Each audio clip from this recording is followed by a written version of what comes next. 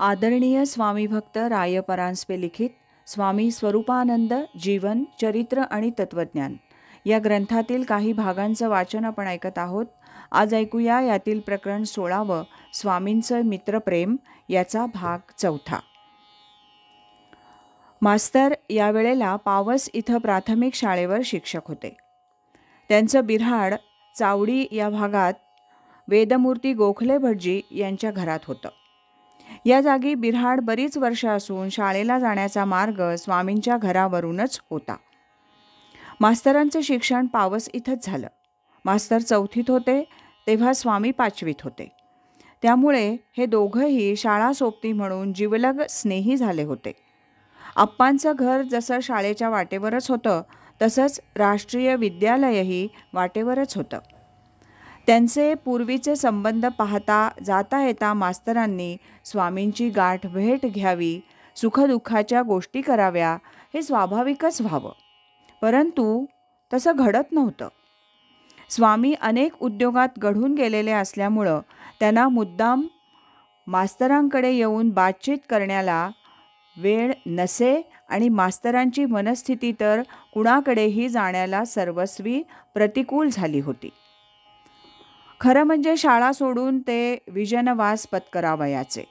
परंतु लग्नाची बेडी पडल्यामुळं आपल्या कर्तव्याच्या जबाबदारीमुळंच त्यांनी तसं केलं नाही.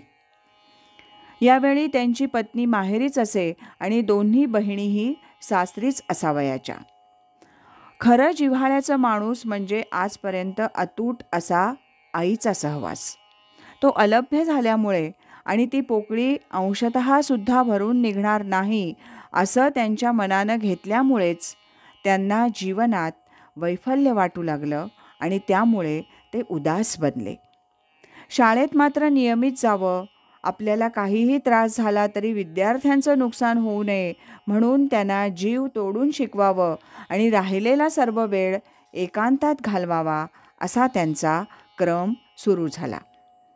पहाटेच उठून शौचमुख मार्जनादी करून स्नान करावं आणि देवपूजा करून देवापुढे नामस्मरण करीत बसावं. शाळेत जाण्याची वेळ झाली की शाळेत जावं. आल्यावर स्वयंपाक करून जेवावं आणि दाराला कड्या लावून पुन्हा नामस्मरण चिंतन करावं. कधी अभंग पद, मनाचे श्लोक, करुणाष्टकं वगैरे उच्च स्वरानं म्हणावी. नित्य नियमानं ज्ञानेश्वरी वाचावी आणि अशा प्रकारे आपला रिकामा वेळ शक्य तितका सत्कार्यी लावावा असा मास्तरांचा नित्यक्रम होऊन बसला. स्वामी स्वरूपानंद यांच्या मातोश्री मास्तरांचे शेजारी गोखले यांच्याकडे बसावयास येत. गोखले यांच्याकडे तपास करता त्यांना समजलं की मास्तर सध्या बहुतेक वेळ एकांतवासात काढतात. त्यांना शेजाऱ्यांनी काही विचारलं तर अगदीच मोजकं बोलतात. आईचं नाव काढलं की ते घळाघळा रडू लागतात.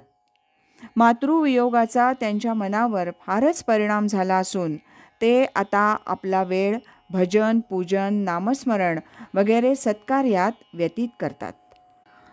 थोडक्यात म्हणजे जवळजवळ त्यांना वेडच लागलंय. स्वामींच्या मातोश्रींना मास्तरांचा कळवळा आला आणि इथून मास्तरांच्या भाग्योदयाचं दुसरं पर्व सुरू झालं. माणूस मी म्हणून आपल्या सामर्थ्याच्या कितीही बढाया मारो, परंतु भगवंताची कृपा हीच खरी तारक आहे. भगवंताचं सूत्र गूढ असतं. तो सूत्र कशी हलवतो आणि आपण नामानिराळा राहतो हे कित्येक घटनांमधून पाहता येणं मोठं रम्य असतं. मास्तरांच्या आयुष्यातील पुढील घटना त्या दृष्टिकोनातून बघणाराला खात्रीनं वेधक वाटतील अशाच आहेत. स्वामींच्या मातोश्रींना मास्तरांच्या स्थितीचं आकलन झालं आणि मास्तरांबद्दलची सर्व कल्पना आपला मुलगा आप्पा म्हणजे स्वामी याला द्यावी असं त्यांनी ठरवलं. आप्पांच्या कर्तृत्वाची त्यांना चांगली खात्री होती. आपल्या बालमित्राला तो ताळ्यावर आणू शकेल आणि मास्तरांची गाडी पुन्हा रुळावर येईल अशी त्यांना आशा वाटू लागली. त्यांनी आप्पा आपल्या कामातून थोडा मोकळा आहे असं पाहून त्याला हाक मारली आणि मास्तरांच्या मनस्थितीचं यथातथ्य चित्र आप्पापुढे उभं केलं.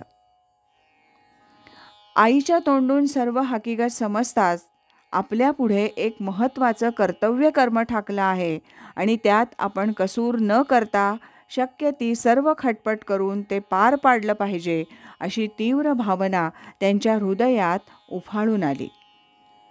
अप्पांची प्रतिक्रिया पाहता आणि अपेक्षित उत्तराची वाट पाहत त्या उत्सुक आहेत तोच अप्पालाच याप्रमाणे ठाम विचार होऊन त्यांनी आईला सांगून टाकलं, तू काही काळजी करू नको.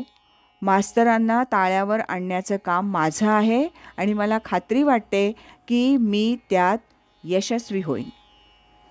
आईला दिलासा देऊन स्वामी आता पुढील कार्याची रूपरेषा आखू लागले. स्वामींनी विचार केला की आपण मास्तरांना नीट समजून घेतलं पाहिजे. त्यांच्या अंतर्बाह्य परिस्थितीची जाणीव आपणाला झाली पाहिजे, तरच त्यावर उपाय शोधून काढता येईल. पूर्वीच्या मित्रत्वाच्या संबंधातून हे चटकन जमणार नाही, परंतु त्या मित्रत्वाच्या आधारावर त्यांच्याशी घनिष्ठ संबंध वाढवून त्यांचे अंतरंग ओळखले पाहिजेत. कारण सध्याच्या त्यांच्या गोंधळलेल्या मनस्थितीत त्यांची त्यांनासुद्धा आपली स्थिती चटकन स्पष्ट करून सांगता येणार नाही आणि ते एकदम सांगणारही नाहीत. याकरता हे काम कालावधीचं असून आस्ते कदम पार पाडलं पाहिजे असं स्वामींनी ठरवलं. इथेच थांबूया. यानंतरचा भाग उद्या ऐकूया. श्रीमद सच्चिदानंद सद्गुरू श्री स्वामी स्वरूपानंद महाराज की जय. हरि ओम तत्सत.